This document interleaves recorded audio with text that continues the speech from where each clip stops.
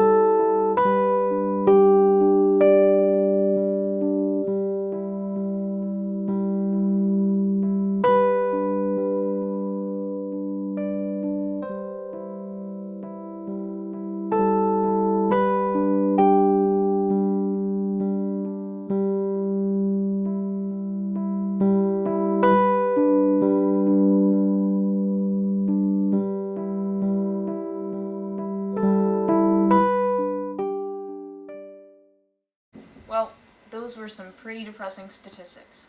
But the good news is that there are some things you can do to help.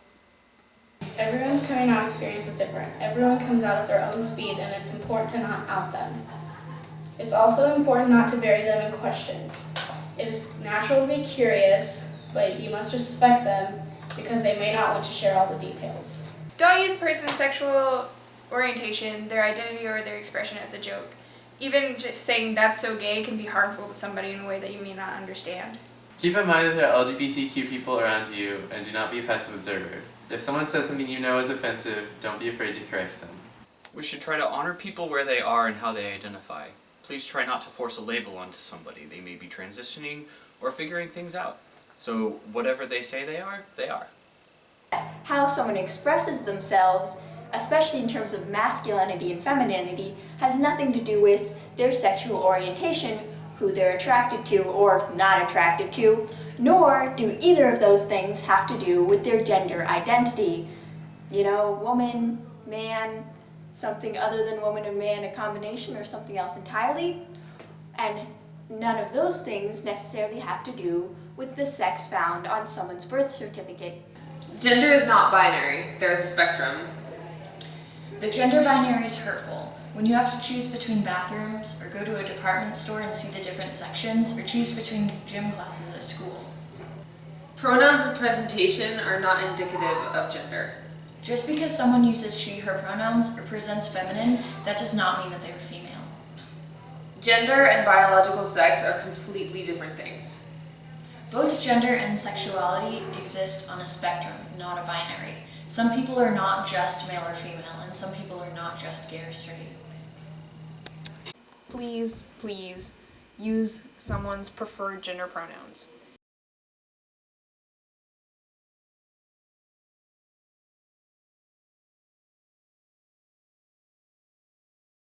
If you fail to do this, then you're essentially telling this person that you don't want them to be truthful with you and that you are not a person to trust.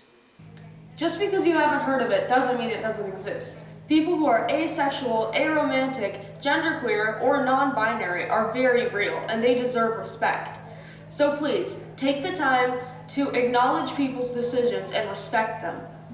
Everybody makes mistakes, but let's care enough to educate ourselves from the feedback that we get so we don't make the same mistakes again.